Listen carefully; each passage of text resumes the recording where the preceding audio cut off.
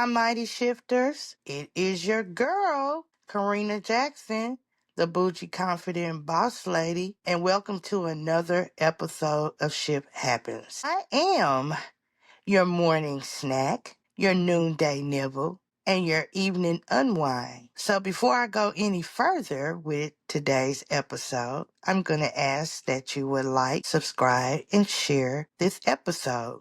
Now, today we'll be talking about something that I just went through not too long ago. And it's when the odds are stacked, shifting your story from surviving to thriving. Now, you know this is a place where we talk about the real stuff, the things folks like to whisper about, the battles nobody sees, the triumphs that look impossible until they're not. Because listen, life will happen, shift happens, but together we'll shift it right back. Today we're going to dive in something deep into the moments when the odds feel stacked so high you wonder if you'll ever breathe again. But you will. You will. And I'm going to tell you how. Let me take you back for a minute on my own personal story. I was pregnant, laid off, didn't know how I was going to keep the lights on. I remember sitting in my little tiny apartment, hot because I didn't want to turn the air conditioner up.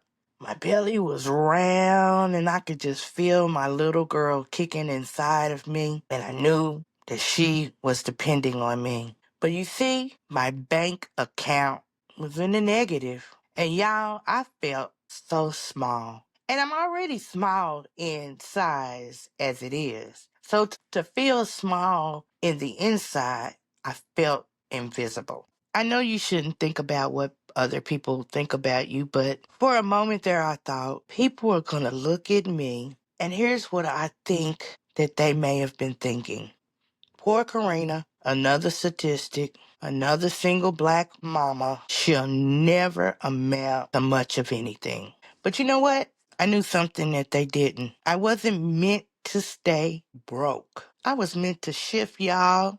And today I run Shift, supporting healthy initiatives for Tulsa, a nonprofit that saves babies, saves lives, and shifts the atmosphere. I host this podcast and I stand before rooms of powerful people who once would have overlooked me. Why? Because I refuse to let the odds win. Let me hit you with something pretty powerful.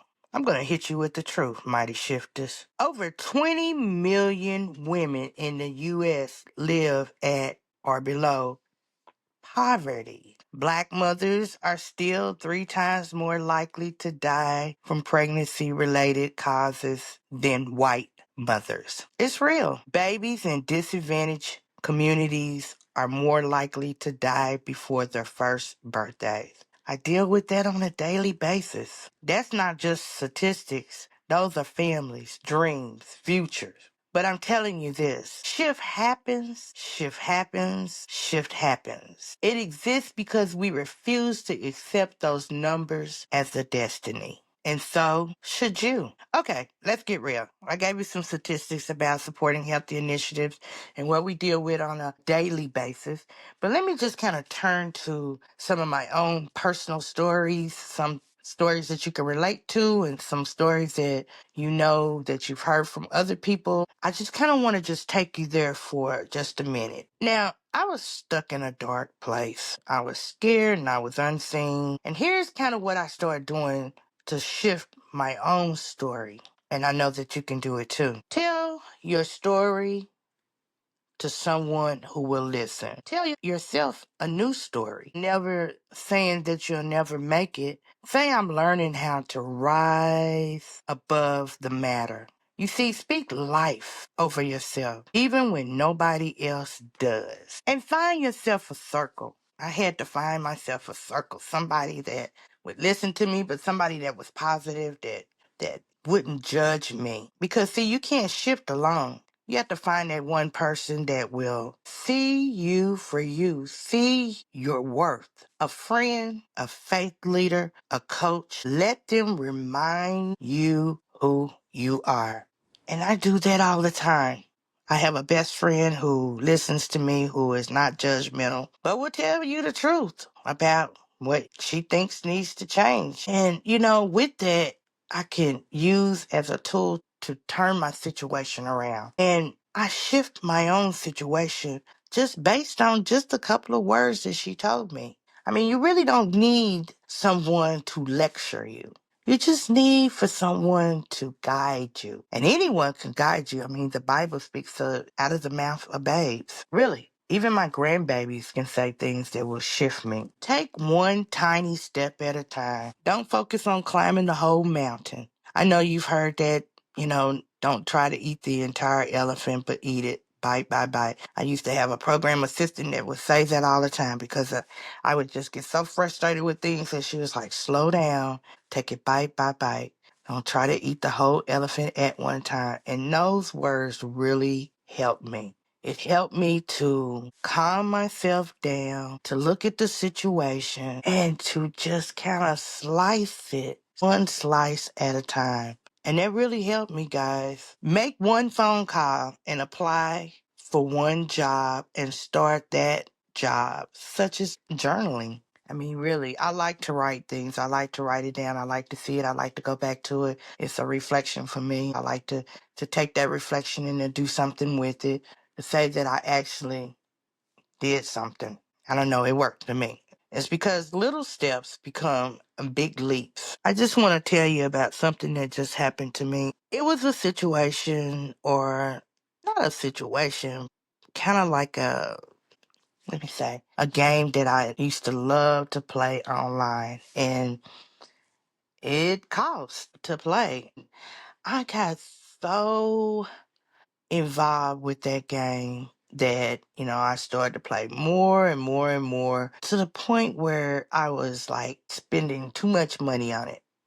And I realized, I said, now it's starting to just kind of interfere with what I really want to do in life, because, I would say, I'll wait till I save it, over again. And then before you know it, you're constantly saying, I'll save it over and over. Now, it wasn't really just interfering with the fact that I couldn't pay my bills or any of that. I'm just saying that things that I may want to save for, like a new dress or something like that, it was like I couldn't get the new dress because I was starting to spend too much money on this game. And so I stopped playing it, because it was interfering. And I thought that it was going to make a huge difference in my life. But once I said close my account, I knew that I couldn't go back to it, and I stopped. And so it just, that little bitty step of asking to close my account made a difference, because now I can see my money working for me again. It's the little bitty steps. And remember, if you don't remember anything else, that your situation is only temporary. I promise you, this storm is not forever. Hold on. Keep breathing. Keep praying. And most of all, keep pushing. Now, let me leave you with this. I once thought my life was over, but God, He had shifted mine for me. And if I would have not slowed myself down and started to realize that, there's something more out there for me, I wouldn't be here today. That's why I know that if you keep pushing on the path that you're on and moving obstacles out of your way, and first identifying what those obstacles are, because that's important, and saying to yourself, I can do this to remove this, and then this will get me to the next step. It's going back to those little steps that I was talking about. I mean, shift was something that I dreamed about but didn't think that could ever come to fruition. Once I slowed myself down and started to realize that I could really, really, really do something that would benefit the community. Because as you see, I was working in the community for years, but I needed to be able to pull a program that I was managing at the time under my own organization to really make the impact in the community that I needed to make. And at first, I thought, I can't do it. There's no way. But as I started to take little steps, one by one, and most of all, listening to God and what He had in store for me, When I really, really took the time to start listening, I started to unfold what I thought was impossible. Those are those obstacles that I'm talking about. Really identify those obstacles and remove them. Move them out of your way, and then you can go forward. But back to what I was talking about. I once thought that my life was over, but shift happens. Shift Happens is not just a podcast for me, y'all. It's proof that broken places can become blessed places. So if you're listening right now, thinking that you can't keep up, hear me loud and clear. You can. You can shift. Because if I did it, you can certainly do it. And when you do, honey, let me tell you, the world better watch out. And the world becomes a better place because you figured out how to shift some things in your life that will not only benefit you, but benefit the world too. Now remember, if this episode blessed you, share it with someone who needs to know shift happens. Follow us at shift-tulsa.org. It's a website where you can learn more about the nonprofit that I was talking about earlier, supporting healthy initiatives for Tulsa. Listen, I would love to hear your story. I would love to hear how Shift may have improved or impact your story, or just those stories that you had before you started listening to Shift Happen. Now, until next time, keep shifting because your story is far from over. And please, if you don't do anything else, take care of yourself. But if you want to make the most of life, take care of one another. It's important. Now, until next time, guys, I love you. Keep shifting the atmosphere, slice by slice, one bite at a time, one step at a time. Bye for now.